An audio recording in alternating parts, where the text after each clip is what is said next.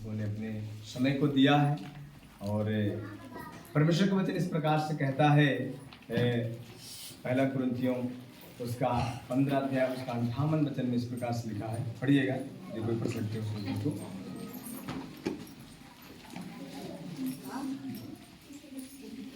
पढ़िए पहला कुरिन्थियों 15 का 58।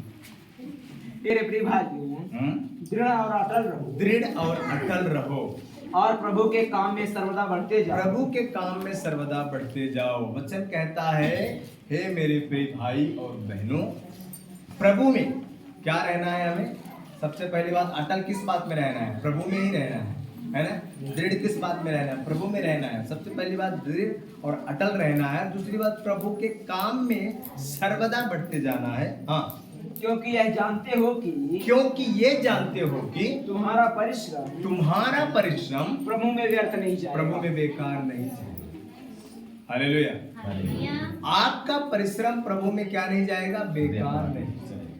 इसलिए आपको क्या रहना है? दृढ़ रहना है, अटल रहना है और प्रभु के काम में सर्वदा क्या करना है? बढ़ते जाना है। Hallelujah, hallelujah.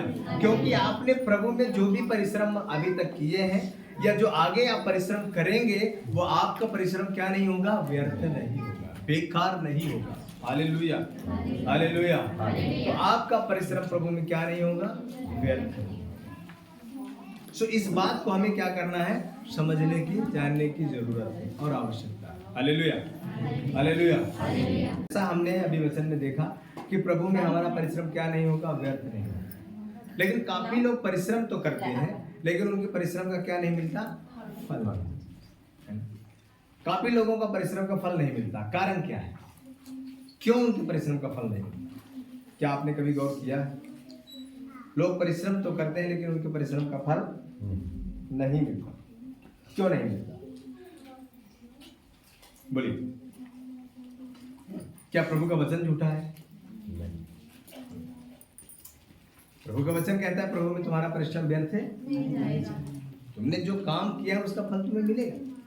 लेकिन काफी लोग परिश्रम तो करते रहते हैं लेकिन उनको कभी अच्छा फल नहीं मिलता है ना। इसका कारण यह है कि उन्होंने परिश्रम तो किया लेकिन परमेश्वर के वचन के अनुसार परिश्रम नहीं किया, परमेश्वर के अकॉर्डिंग परिश्रम नहीं किया। जैसा परमेश्वर का वचन कहता है उसके मुताबिक परिश्रम उन्होंने नहीं। Hallelujah, hallelujah. पुराने समय में जब आप देखेंगे, ये बाचा का संदूक एक हुआ करता था। परमेश्वर ने मूसा को सीनै पर्वत पर, जब मूसा वहां गया, जब परमेश्वर ने झाड़ियों में दर्शन दिया, बात किया मूसा से, फिर उसके बाद ये मूसा 40 दिन के लिए कहां चला गया? पहाड़ के ऊपर चला गया। और 40 दिन तक वहां परमेश्वर के साथ इन्होंने क्या किया? परमेश्वर के साथ इन्होंने संगति, परमेश्वर के साथ बातचीत किया। 40 दिनों में परमेश्वर ने बहुत ही बातों को क्या किया था? सिखाया था। लगभग 6000 से ज्यादा बातों को परमेश्वर ने मूसा को सिखाया था। लेकिन सिर्फ 10 आज्ञा को क्या किया था? परमेश्वर ने लिख करके दिया था मूसा को।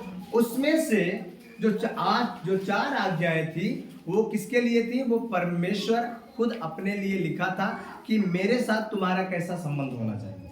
उसके बाद जो 6 आज्ञाएं थी, उस 6 आज्ञाओं को परमेश्वर ने संसार के लोगों के साथ, मनुष्यों के साथ, अपने घर वालों के साथ तुम्हारा कैसा संबंध होना चाहिए, इन बातों को परमेश्वर ने क्या किया था? लिख के दिया। Hallelujah, hallelujah. अब ये पटिया जो लिख के दिया था परमेश्वर ने मूसा को, ये पटिया किसमें रखी गई थी? बाचा के संदूक। बाचा के संदूक में और कुछ भी नहीं था। ये दोनों पटिया थी और हारून की छड़ी थी, यही चीजें थी। उसके बाद ये बाचा का जो संदूक था, इस बाचा के संदूक को जब इजरायली लोग किसी से लड़ने के लिए जाते थे, जब फलिस्तियों से, अमालेकियों से, किसी से भी युद्ध करने के लिए जब ये जाते थे ना, तो ये क्या करते थे? बाचा का संदूक लेकर के जाते थे। क्यों लेकर के जाते थे पता है? क्यों ले जाते थे ये बाचा का संदूक? बाचा का संदूक इसलिए लेके जाते थे क्योंकि उसमें क्या था? परमेश्वर का वचन था, परमेश्वर की आज्ञा थी। बाइबल कहती है, पढ़िएगा उसका यूहन्ना रचित सुसमाचार, उसका पहला अध्याय, उसका पहला वचन।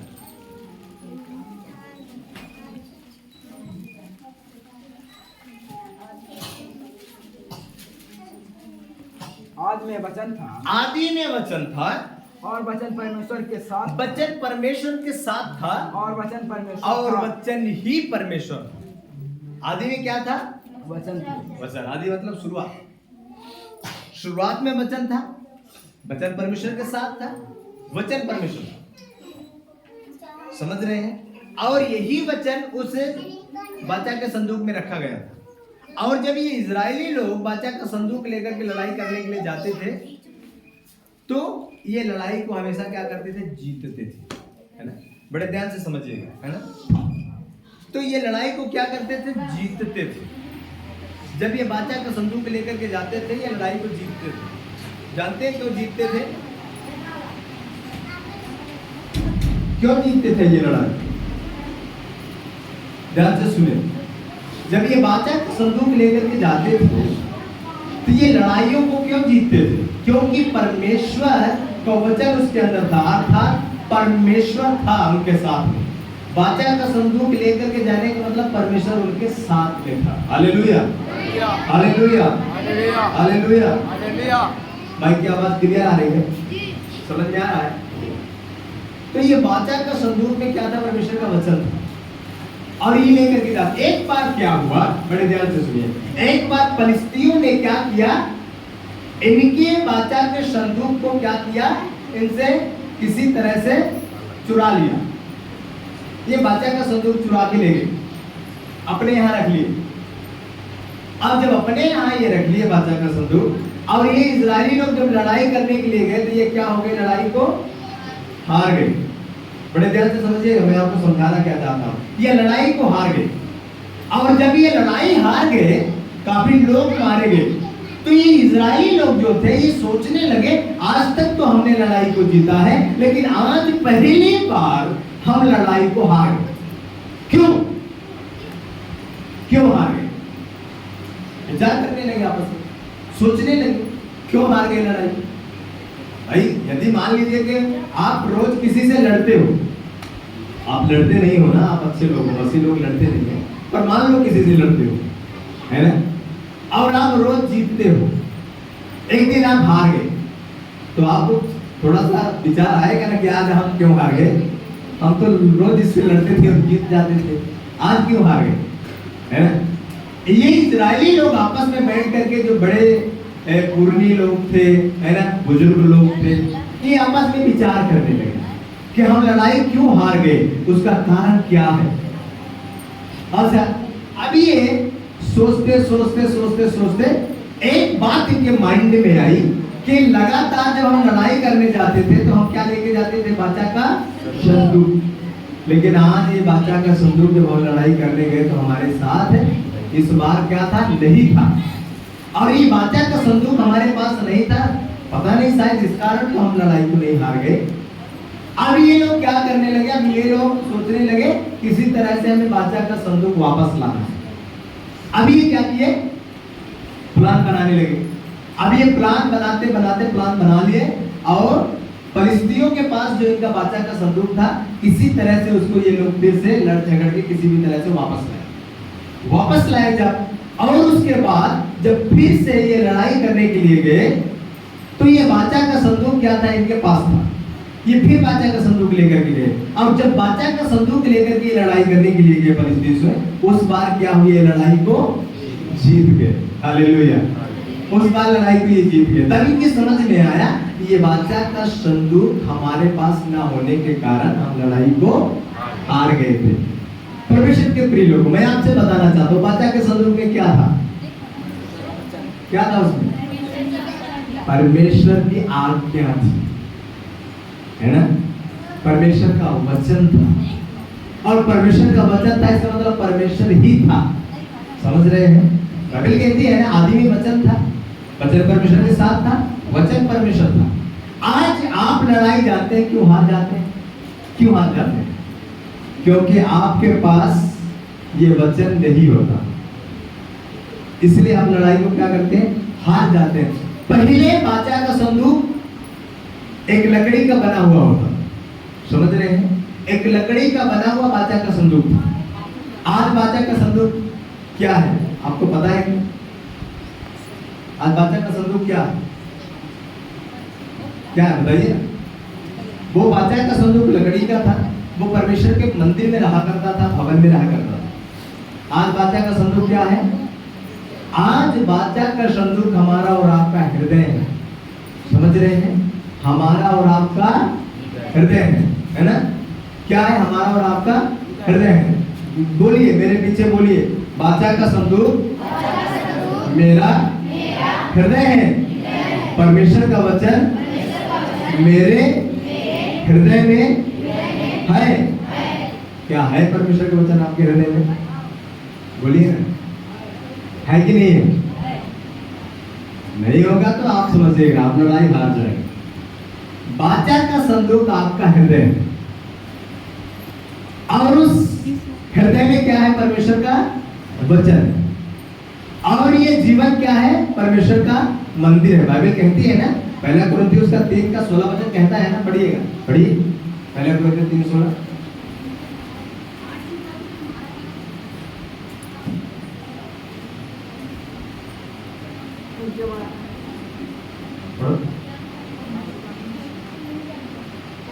नहीं मिला? क्या तुम नहीं जानते कि हालेलुया, हम और आप क्या है? परमेश्वर का मंदिर है। हालेलुया। क्या तुम नहीं जानते कि तुम परमेश्वर का मंदिर हो? हालेलुया। ये बादशाह का संदूक कहाँ रहा करता था? परमेश्वर के मंदिर में रहा करता था। हालेलुया। आज आपका हृदय, आपका दिल कहाँ रहता है? इस परमेश्वर के मंदिर में रहता है। ये जो जीवन परमेश्वर का मंदिर है, यहाँ इसके अंदर हृदय है, और उस हृदय के अंदर क्या है? परमेश्वर का वचन। हालेलुया। आज आप लड़ाई इसलिए हारते हैं, आज मसीह लोग लड़ाई इसलिए हार जाते हैं क्योंकि उनके अंदर क्या नहीं होता? परमेश्वर का वचन नहीं होता। हालेलुया। यदि आपके अंदर परमेश्वर का वचन होगा तो आप क्या नहीं करेंगे? क्या नहीं करेंगे बताइए? आप कोई भी गलत काम नहीं। आपके अंदर परमेश्वर का वचन है तो आप लड़ाई नहीं करेंगे। आपके अंदर परमेश्वर का वचन है तो आप घमंड नहीं करेंगे। आपके अंदर परमेश्वर का वचन है तो आप किसी को आप बुरी नजर से नहीं देखेंगे, है ना? आपके अंदर यदि परमेश्वर का वचन है तो आप सह लेंगे। आपको लगेगा चलो जाने दो, कोई बात नहीं। कोई आपसे गुस्ताखी भी करेगा तो आपको लगेगा चले कोई बात नहीं, क्योंकि आप जानते हैं कि आपके अंदर क्या है? परमेश्वर का वचन। Hallelujah, hallelujah. इसलिए आज मसीह लोगों का परिश्रम व्यर्थ जानते क्यों जाता है? क्योंकि उनके अंदर क्या नहीं है? परमेश्वर का वचन नहीं है। इसीलिए वो लड़ाई को हार जाते हैं, इसीलिए उनके जीवन में आशीषें नहीं मिल पाती है। Hallelujah, hallelujah. आज कितने सारे लोग हैं मसीह में, बताइए, सुनते तो रहते हैं लेकिन कभी समझते नहीं। हमेशा सुनेंगे, हमें ये नहीं करना चाहिए, वो नहीं करना चाहिए, फिर वही काम को करेंगे, जो नहीं करना चाहिए वही करें। हालेलुया। आपके जीवन में कई बार समस्याएं जानते हैं क्यों आती हैं? जब फाउंडेशन टूटता है, जब बाड़ा टूट जाता है। बाड़ा कैसे टूटता है?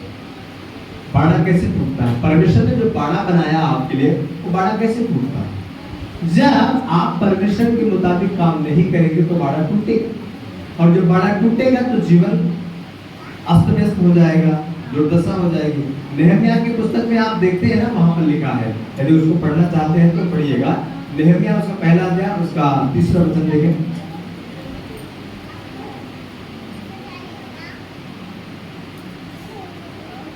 नेहमिया 1:3 नहीं है।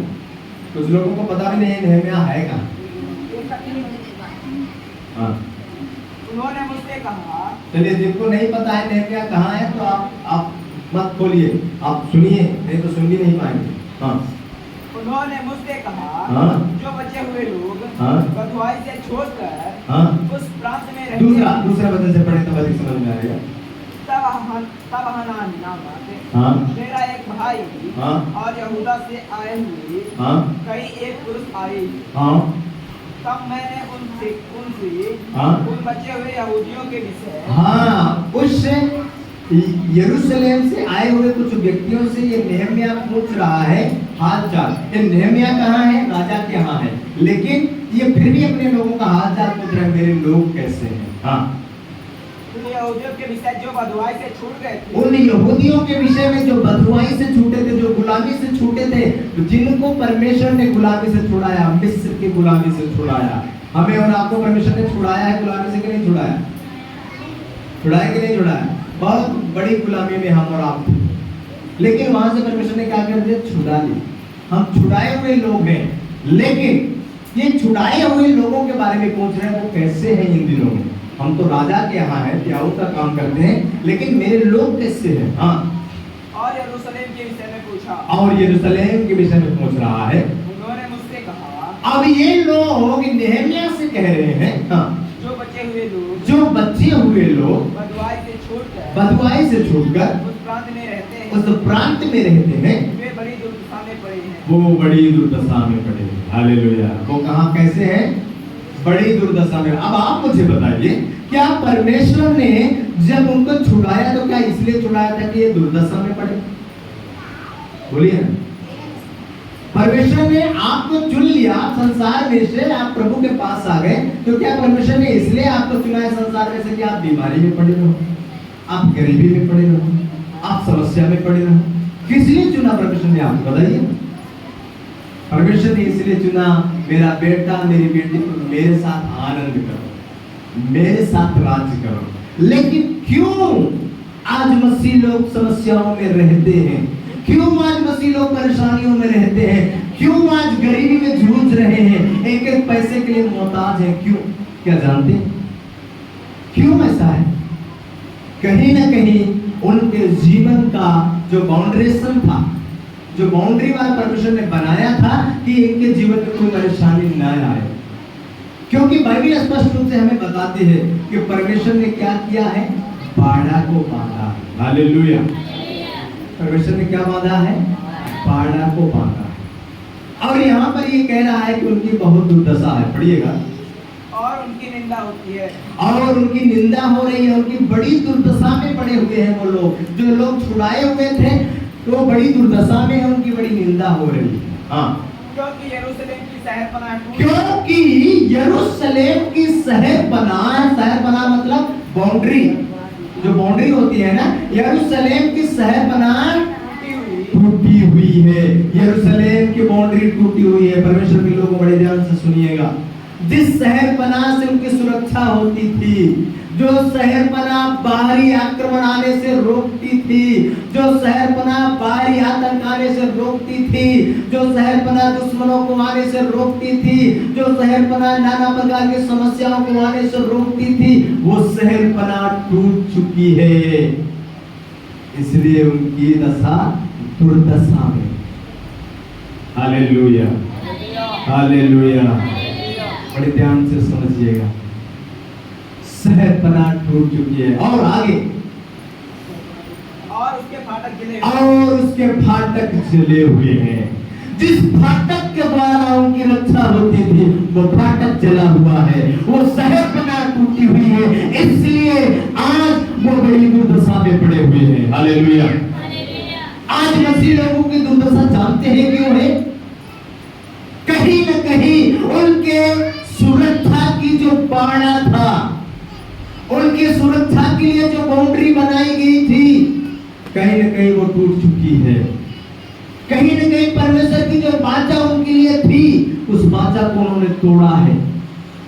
इसलिए आज काफी लोग समस्याओं में फंस गए, उनकी संतानें समस्याओं में फंस जाती हैं, क्योंकि कहीं न कहीं उनकी सुरक्षा का जो बाड़ा था वो टूट चुका है, वो टूट चुका है। परमेश्वर के प्रिय लोग, अपने आप को झांकिए। आपकी सुरक्षा का जो बाड़ा था, क्या आज भी बरकरार बना हुआ है या टूट चुका है? क्या है? क्या जो फाटक लगे हुए थे, जिन फाटकों से आपकी सुरक्षा होती थी, वो फाटक बरकरार है या जले हुए हैं? यदि ऐसा है तो पुनः उसको निर्माण करें। टूटी हुई शहरपनाह को पुनः निर्माण करें। जले हुए फाटक को फिर से लगाने की कोशिश करें, तब फिर से आपकी सुरक्षा आपके जीवन में मिलेगी। तब आपकी सुरक्षा परमेश्वर की ओर से हो पाएगी।